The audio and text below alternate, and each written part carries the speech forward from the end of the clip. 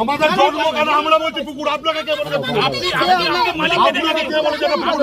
আস্তে আস্তে আপনি কে আপনাকে বলেছে পুকুর না ডাকুন? কে বলেছে ডাকুন?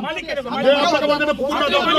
এই মুহূর্তের সবথেকে বড় খবর পূর্ব বর্ধমানের 34 নম্বর ওয়ার্ডের ঢলদিঘি এলাকা থেকে বেআইনিভাবে পুকুর ভরাট করার নির্মাণ কাজ চালানোর অভিযোগকে কেন্দ্র করে শনিবার দুপুরে ব্যাপক উত্তেজনা ছড়িয়ে পড়ে এলাকায়। অভিযোগ, দিনের বেলায় জেসিবি মেশিন ব্যবহার করে একটি জলাশয় ভরাট করার পর সেখানে দ্রুত গতিতে নির্মাণ কাজ চালানো হচ্ছিল।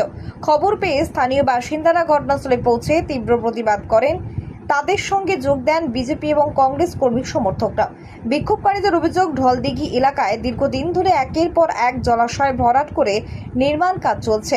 পরিবেশের ভারসাম্য নষ্ট করে এবং সাধারণ মানুষের স্বার্থ উপেক্ষা করে এই ধরনের কাজ কোনোভাবেই মেনে নেওয়া যায় না। ক্ষুব্ধ জনতার চাপে শেষ পর্যন্ত নির্মাণ কাজ বন্ধ হয়ে যায়। পরিস্থিতি উত্তপ্ত হয়ে উঠতেই ঘটনাস্থলে কর্মরত শ্রমিকরা এলাকা ছেড়ে চলে যায়। খবর পেয়ে বর্ধমান সদর থানার পুলিশ ঘটনাস্থলে পৌঁছে পরিস্থিতি নিয়ন্ত্রণে আনে। এই বিষয়ে বিজেপি মুখপাত্র ডক্টর শান্তরূপ দে বলেন, স্থানীয় বাসিন্দাদের অভিযোগের ভিত্তিতেই তারা ঘটনাস্থলে এসেছেন। তার দাবি, অতীতেও এই এলাকায় জলাশয় ভরাটের একাধিক অভিযোগ উঠেছে। তিনি বলেন, কোনোভাবেই বেআইনি কাজ মেনে নেওয়া যাবে না এবং ঘটনার সঙ্গে জড়িতদের বিরুদ্ধে কঠোর আইনানুগ ব্যবস্থা নিতে হবে। অন্যদিকে অভিযুক্ত প্রমোটার সুদীপ সরকার সমস্ত অভিযোগ অস্বীকার করেছেন। তার দাবি, পৌরসভার অনুমোদিত নকশা এবং প্রয়োজনীয় নথিপত্রের ভিত্তিতে এই নির্মাণ কাজ চলছে।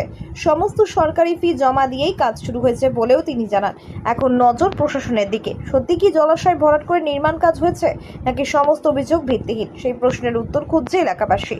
পূর্ব বর্ধমান থেকে আলী মিরাজের রিপোর্ট, মাটির মানুষ ডিজিটাল নিউজ। নম্বর ওয়ার্ডে এখানকার লোকাল বাসিন্দারা আমাদের খবর দেয় যে এখানে একটা অবৈধভাবে পুকুর বুঝিয়ে ভরাট হচ্ছে এবং সেখানে নির্মাণ কাজ আগেও এখানে বিভিন্ন রকম আমাদের কাছে খবর ছিল, কিন্তু তৎকালীন পূর্ববর্তী সরকার তৃণমূল আমলে তখন তো এইটাই একটা প্রচলন ছিল, এটা প্র্যাকটিস ছিল যে পুকুর বুঝিয়ে জলাশয় বুঝিয়ে বিভিন্ন রকম কনস্ট্রাকশন করা। আমরা এসে দেখি যে এই বড় বড় মেশিনারি এরকম মানে বৃহৎ আকারের গর্ত খুঁড়ে বিপজ্জনক ভাবে এখানে পুকুর বুঝিয়ে এখানে বিভিন্ন কনস্ট্রাকশনের কাজ শুরু হচ্ছে এবং এত বড় বড় কনস্ট্রাকশন, কোনো ছোটখাটো মেশিনারিজ নয়। তার থেকেও বড় কথা, এই যে গোটা এটা ঢলদিঘি, এই দিঘিটা সম্পূর্ণভাবে বুঝিয়ে কোথাও পার্কিং, কোথাও কোনো রেস্টুরেন্টের রান্নাঘর, কোথাও কোনো একটা ফ্ল্যাটের এক্সটেনশন, গোটা দিঘিটা তার 30% এখন পড়ে আছে, পুরোটাই বুঝিয়ে দিয়েছে। কত সুন্দরভাবে প্রি প্ল্যান ভাবে যাতে বড় বড় মানে গাছের এমন ভাবে পজিশনিং করে কাজটা করছে যাতে কোনো রকম মানুষ দেখতে না পায়। অবিলম্বে, এতদিন ছিল শাসকের আইন, এখন হচ্ছে আইনের শাসন। এই পুকুর ভরাট বেআইনি নির্মাণ যারই অনুপ্রেরণায় হয়ে থাকুক তার উপর বুলডোজার চলবে। কোন রকম কোনো বেআইনি নির্মাণ ভারতীয় জনতা পার্টির রাজত্বে চলবে না, চলবে না, চলবে না। আপনাকে কাজ বন্ধ করে দিলেন? আমরা এখানে পালিয়ে গেছে বেআইনি কাজ, আমরা এসে দেখছি ওরা পালিয়ে গেছে অলরেডি। যখন খবর এসে লোকাল লোকজন এসে তা করতে করতে এই যে এত বড় বড় মেশিনারি যারা চালাচ্ছিল তারা কাজ ছেড়ে পালিয়ে গেছে। এটা অভিযোগ বারবার উঠে এসেছে, বহুবার বন্ধ করে দিল পৌরসভা, আবার কি সেটিং হয়ে যাচ্ছে? পৌরসভার এটা কমপ্লিট মানে আইওয়াস, এত বড় বড় মেশিনারিজ ঢুকছে, এত বড় বড় কাজ চলছে, পৌরসভা কিছু দেখেনি? এটা হতে পারে কোনোদিন? এটা এই ভাবের ঘরে চুরি করে লাভ নেই। কোনো পৌরসভার পৌর প্রতিনিধি থেকে শুরু করে পৌর প্রধান সবাই যুক্ত আছে। প্রাক্তন বিধায়ক, পৌর প্রধান, পৌর প্রতিনিধি প্রত্যেকে জড়িত আছে, এমন কেউ নেই যে জড়িত নেই। সুতরাং এইগুলো একটাও চলবে না।